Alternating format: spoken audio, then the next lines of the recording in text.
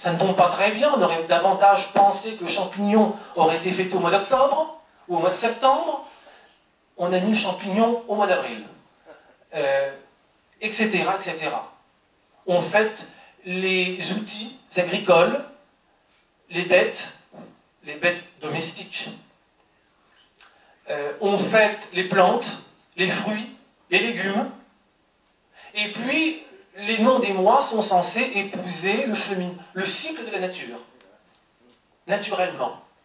Fabre d'Églantine explique très sérieusement que quand on sera en brumaire, les gens comprendront spontanément que c'est l'époque du brouillard. Alors, est-ce qu'on avait besoin d'être en brumaire? Est-ce qu'il y a besoin que brumaire soit sur le calendrier pour comprendre qu'il y a du brouillard dehors? Je ne sais pas. Hein, l'hiver, ce sera pluviose et nivose. Pluviose, le mois des inondations. Nivose, le mois des sports d'hiver. Et puis germinal, prairial, au printemps, et thermidor, l'été, etc. Et fructidor, à la fin de l'été, à l'époque où on récolte les pêches. Bien. Voilà ce nouveau calendrier. L'utilité essentielle de ce calendrier, c'est d'évacuer toute référence chrétienne. L'abbé Grégoire, évêque constitutionnel de Blois, pose la question: quelle est l'utilité de ce nouveau calendrier? Réponse de Rome. Rome est un des déchristianisateurs les plus féroces. Réponse pleine d'actualité. L'utilité de ce calendrier? Supprimer le dimanche. Supprimer le dimanche. Tout simplement. Et de fait, il est fait obligation de travailler tous les jours, sauf le décadi. Le proconsul Lebon, qui est envoyé à Arras, le proconsul Lebon prend des dispositions pour faire arrêter ceux qui, comme suspects, ceux qui ne travailleraient pas le dimanche et qui ne chômeraient pas le décadi. Il est prévu même de faire arrêter les femmes qui seraient endimanchées le dimanche. On en est là. On en est là, et cette bataille du dimanche et du décadi va animer la vie locale pendant toute la Révolution jusqu'au début du consulat, avec un jeu de chat et de souris étonnant. Dans les campagnes françaises, c'est la grande affaire. C'est la grande affaire. Le maire, quand il est révolutionnaire, verbalise.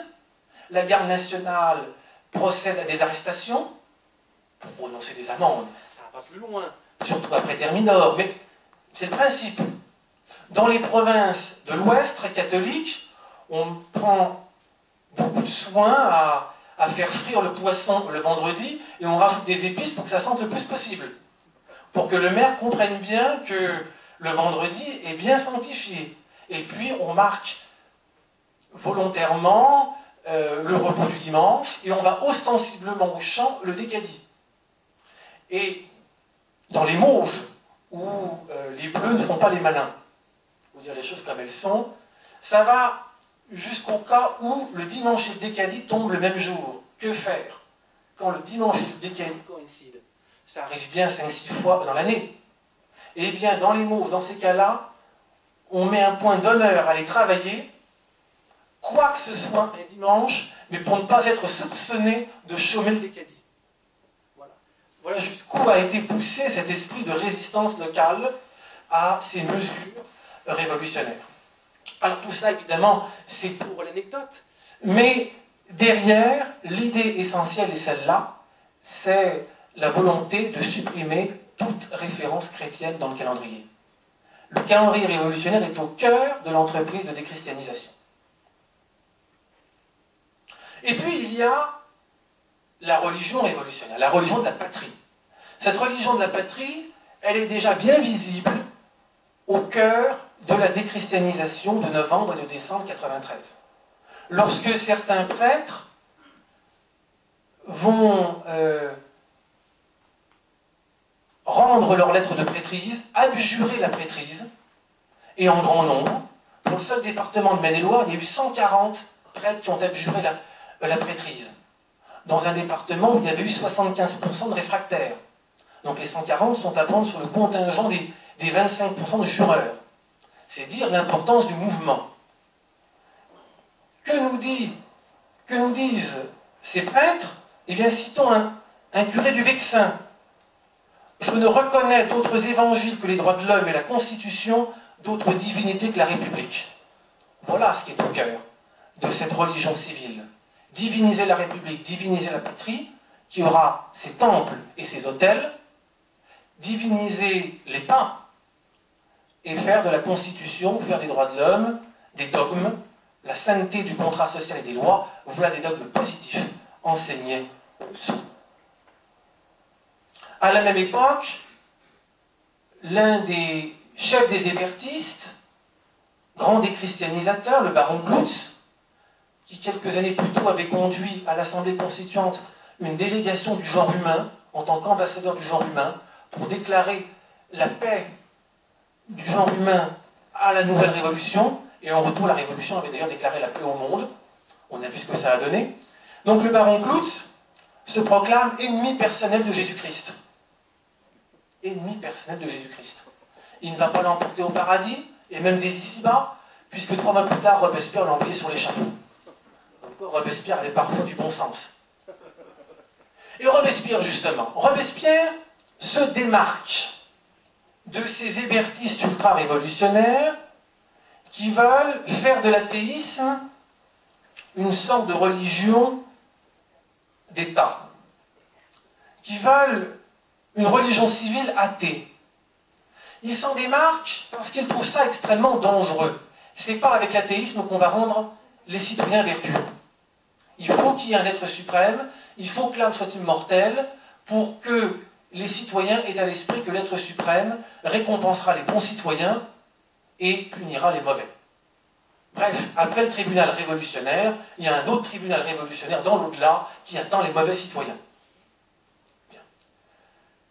Et c'est pour cette raison que Robespierre s'oppose aux hébertistes, s'oppose à la déesse raison et va à la place proposer la proclamation de l'être suprême et le dogme de l'immortalité de l'âme. C'est le fameux discours du 7 mai 1794 qui donne lieu ensuite, après proclamation du dogme, à une grande fête, le 8 juin 1994, la fête de l'être suprême. Cet être suprême, Robespierre en explique l'utilité, il s'agit de rendre les citoyens vertueux. On ne peut rendre les citoyens vertueux que s'il y a un être suprême qui les récompense dans l'au-delà pour leur sacrifice. La religion de Robespierre est purement utilitaire. C'est une religion de la République, une religion au service de l'État révolutionnaire. Alors tout cela, un mois plus tard, donne lieu à une grande fête, le 8 juin 1994, qui coïncide d'ailleurs avec la fête de la Pentecôte pour les catholiques. Grande fête un peu grotesque, dont Robespierre est la star, tout le monde derrière et lui devant. Il conduit les députés dans les jardins des Tuileries, il prononce quelques discours, pendant que des chœurs chantent l'hymne de l'été, Père éternel, intelligence suprême, que l'on reprend de loin en loin. On brûle la statue de l'athéisme, dont sort une statue de la sagesse couverte de suie. Tout cela vise à marquer les esprits, à marquer les sensibilités, pour que les citoyens qui ont assisté à cette fête, qui ont chanté les hymnes, qui ont écouté les discours, repartent en se sentant meilleurs citoyens à la maison. La fête de l'être suprême pour Robespierre a été le début de la fin.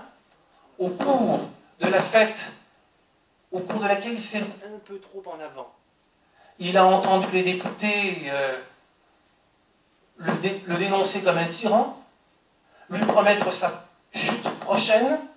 Sur le ton, le Mont Capitole est proche de la roche Trapéienne, ou la roche Trapéienne proche du Mont Capitole. Et Robespierre, effectivement, est renversé 6 semaines plus tard.